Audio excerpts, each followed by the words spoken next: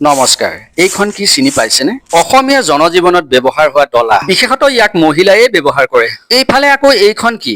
এইখন চিনিবলৈও আপোনাৰ বৰ বেছি সময় নালাগিব। হয়, আপুনি ঠিকেই ধৰিছে। বিজ্ঞান প্ৰযুক্তিৰ উপহাৰ প্লাষ্টিকৰ দ্বাৰা নিৰ্মিত এখন ডলা। অসমত বৰ্তমানে কুটিৰ শিল্পৰ অৱক্ষয় হৈছে। অসমৰ হাবিত যথেষ্ট পৰিমাণে বাঁহ বেত থকাৰ পাছতো আমি প্লাষ্টিক সামগ্ৰী ব্যৱহাৰ কৰাটো আমাৰ বাবে পৰিতাপৰ কথা। অসমৰ লোক সংস্কৃতিত ডলা আৰু কুলাৰ উল্লেখনীয় ভূমিকা আছে। এনে এক দিন আছিল আমাৰ বৰদেউতাই কুটিৰ শিল্পৰ লগত ওতঃপ্ৰোতভাৱে জড়িত হৈ বাঁহ বেতৰে বাচি খৰাহী ডলা ইত্যাদি সজাইছিল।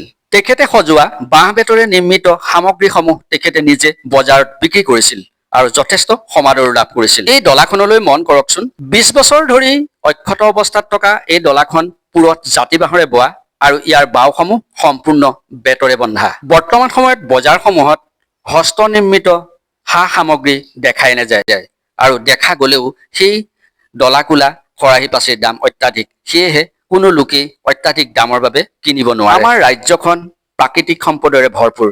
আমাৰ ইয়াত বাঁহ বেত প্ৰচুৰ পৰিমাণে আছে। আমাৰ ইয়াত বাঁহ বেত প্ৰচুৰ পৰিমাণে থকাৰ পাছতো পাচি খৰাহী জাতীয় সামগ্ৰী আমি প্লাষ্টিকৰ দ্বাৰা নিৰ্মিতহে ল'ব লগাত পৰিছো।